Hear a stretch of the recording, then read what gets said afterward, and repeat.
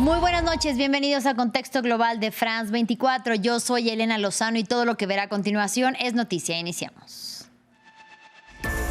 La Casa Blanca fue escenario de la primera visita en la historia de un presidente sirio. El líder de facto, Ahmed al-Shara, se reunió a puerta cerrada con el mandatario republicano Donald Trump, quien se dijo confiado en que el ex integrante de Al Qaeda podrá hacer bien el trabajo.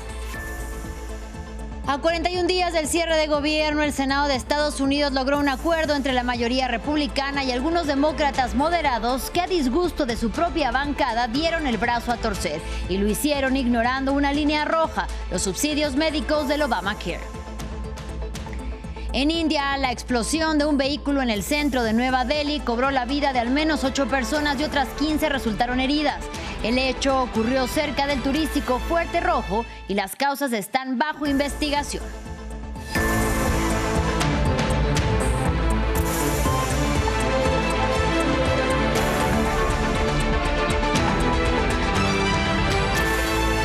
Iniciamos en Estados Unidos. Este lunes la Casa Blanca fue escenario de la primera visita en la historia de un presidente sirio. Ahí el líder de facto, Ahmed al-Shara, se reunió a puerta cerrada con el mandatario Donald Trump, quien se dijo confiado en que el ex integrante de Al Qaeda y hoy su invitado de honor podrá hacer el trabajo. Por su parte, quien lideró el derrocamiento de Bashar al-Assad en diciembre, aseguró que sus lazos con Al Qaeda son cosa del pasado y que no fuera un tema de discusión con el republicano.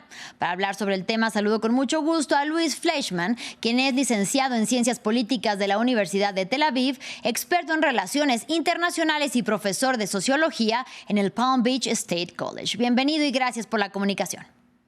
Hola. ¿Cuál es su balance para iniciar sobre este encuentro del que poco se conoce y cómo interpreta, según su análisis, el que Trump diga que confía en que al-Shara podrá hacer bien el trabajo? Bueno, yo creo que la administración Trump le está dando una chance a lo que sería un ex líder yihadista arrepentido. Creo que le está dando crédito debido a que ha cooperado, por ejemplo, en expulsar a grupos terroristas palestinos principalmente de Siria. Aparentemente está dispuesto a unirse a la coalición en contra de ISIS, en un momento un grupo donde él se sintió cercano. Recordemos, al-Shara había sido miembro de Al-Qaeda, y yo creo que algo muy interesante es que al-Shara también no se acercó a Rusia o a China, sino que se acerca a Estados Unidos, y creo que Trump está capitalizando bien, poniéndole las condiciones necesarias a este presidente sirio para reintegrarlo a un nuevo Medio Oriente, incluyendo la posibilidad de que él se una a los acuerdos de Abraham. Justamente hablando de este nuevo Medio Oriente, ¿qué esperar de esta nueva etapa en las relaciones bilaterales entre Estados Unidos y Siria, pero también en una posible reconciliación, si se le puede llamar así, entre Siria e Israel? Yo creo que la posibilidad de reconciliación con Estados Unidos es seria, principalmente si al-Shara hace lo que Estados Unidos quiere que haga. Una, expulsar o por lo menos minimizar el perfil de los combatientes extranjeros en posiciones importantes y sensibles en Siria. Y la segunda, obviamente, unirse a un Medio Oriente que esté dispuesto a reconciliarse con Israel.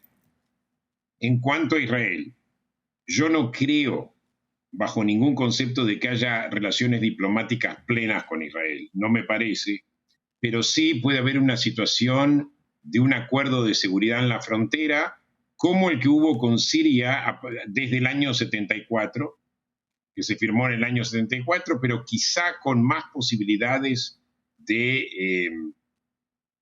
que sobreviva mejor incluso que con el acuerdo con Assad. Por otro lado, hay otro grave problema que al-Shara tiene, que es cuánto él controla Siria.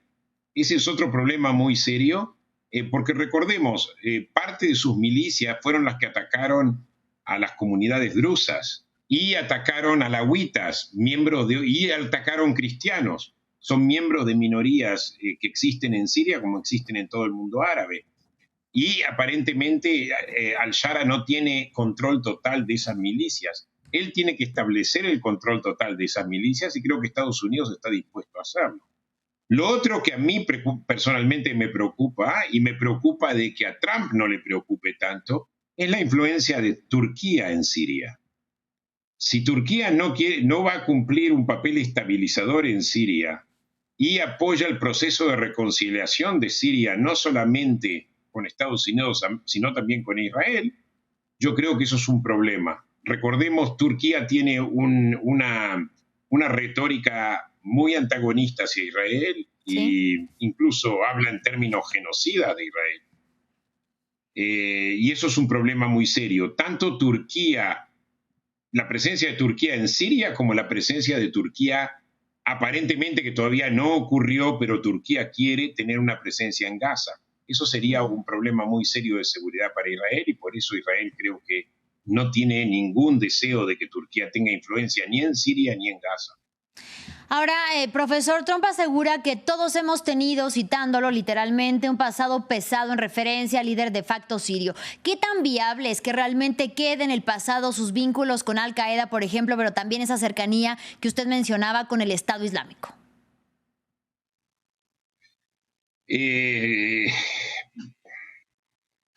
Como dije yo antes, o sea, al-Shara es lo que hay en este momento en Siria y está dispuesto a conversar con Estados Unidos.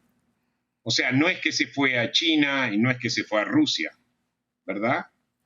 Entonces yo creo que se merece una segunda chance, pero es como decía Reagan, hay que confiar y verificar, eso seguro. O sea, al-Shara, el gobierno de Siria en este momento, el nuevo gobierno de Siria, pienso que hay que darle una chance, pero también monitorear qué es lo que hace. Bien, ahora... Pero yo creo que no darle una chance sería un error.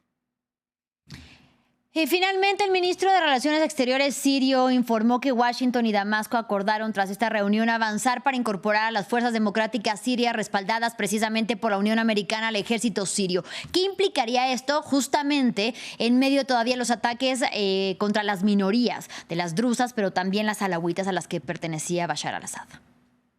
Yo creo que el liderazgo de al-Shara el liderazgo de al-Shara tiene que aquí cumplir una función fundamental de conciliación. Porque recordemos, hay muchos problemas sectarios, hay problemas ideológicos, y la cuestión es tener no solamente un ejército bien integrado, sino también un país bien integrado. Y esto creo que es el desafío mayor que tiene al-Shara, y no creo que eso se logre solamente con acuerdos con Washington.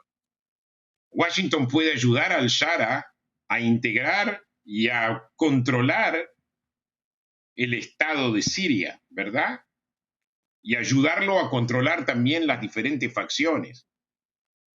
Pero por otro lado, eso también depende mucho de al-Shara y de su voluntad.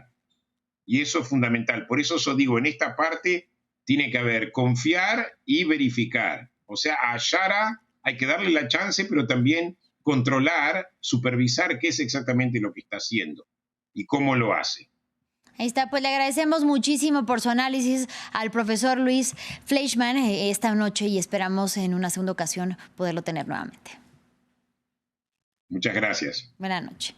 Y seguimos en la Unión Americana. A 41 días del cierre de gobierno, el Senado logró un acuerdo entre la mayoría republicana y algunos demócratas que, a disgusto de su propia bancada, dieron el brazo a torcer y lo hicieron ignorando una línea roja, los subsidios médicos del Obamacare. Sin embargo, el bloqueo presupuestario aún no termina. El Congreso ahora debe de aprobar un proyecto de financiamiento y ese texto debe de pasar por la Cámara de Representantes controlada por los republicanos. Escuchemos al legislador demócrata Mark Kent.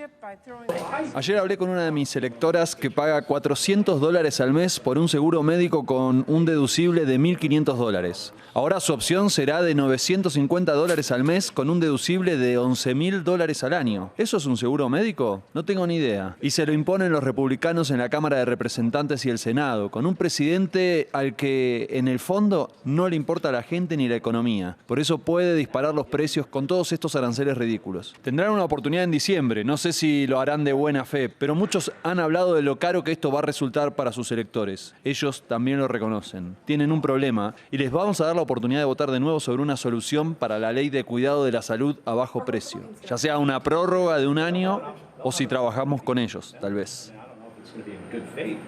En más información, en la ciudad brasileña de Belém inició la Conferencia de las Naciones Unidas para el Cambio Climático, la COP30. En la inauguración del evento, altos dirigentes de la ONU aseguraron que el objetivo principal de la cumbre consiste en encontrar una estrategia eficaz para que la temperatura del planeta no aumente más de 1,5 grados Celsius. Por su parte, el presidente de Brasil, Luis Ignacio Lula da Silva, hizo un llamado a imponer una nueva derrota a los negacionistas del cambio climático. Diego Bassani nos trae los detalles. Arrancó la COP30 en medio de la Amazonía brasileña. Este lunes se dio inicio a la Conferencia de las Naciones Unidas sobre Cambio Climático en Belém. Luego de 10 años de la COP de París, en el centro del debate se encuentra cómo lograr que la temperatura global no aumente más de 1,5 grados Celsius durante este siglo. Debemos actuar mucho más rápido, tanto en lo que respecta a la reducción de las emisiones como al refuerzo de nuestra resiliencia. La ciencia es clara, podemos y debemos reducir las temperaturas a 1,5 grados Celsius después de cualquier superación temporal. Lamentarse no es una estrategia, necesitamos soluciones. Por su parte, Brasil asumió la presidencia de la COP con el compromiso de lograr acuerdos concretos.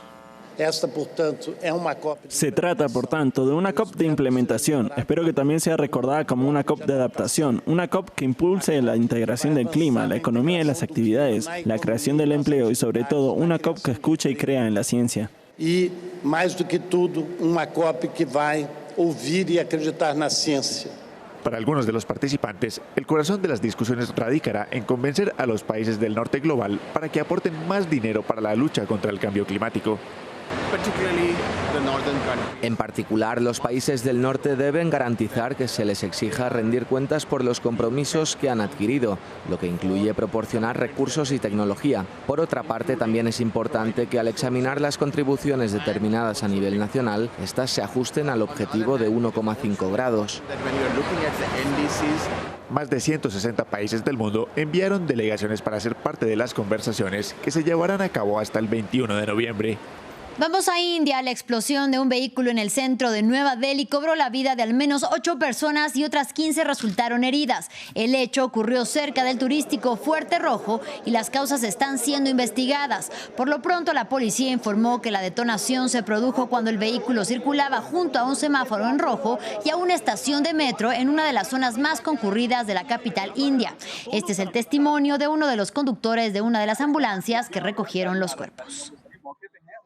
Cuando llegamos al lugar de la explosión solo encontramos cuerpos. Fuimos allí con unas 10 ambulancias y encontramos entre 4 y 5 cuerpos y los llevamos al hospital. ¿Cuál era la situación de la gente? Los cuerpos estaban desmembrados y tuvimos que recoger diferentes partes y traerlas de vuelta en ambulancias y luego llevarlas al hospital.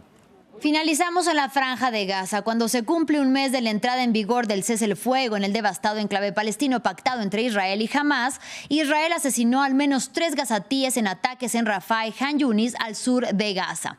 Israel afirmó que cruzaron la denominada línea amarilla y se acercaron a su ejército. En tanto, según el diario The Times of Israel, el gobierno israelí fijó este lunes los límites de 13 asentamientos ilegales con los que ocupa territorio palestino en Cisjordania. Asimismo, una ley para que a quienes califica como terroristas sean condenados a pena de muerte pasó su primera lectura el día de hoy en el Parlamento israelí. Así llegamos al final de este espacio informativo, pero los invitamos a que se queden con nosotros porque ya viene Andrés Mesa y África 7 días. Hasta la próxima.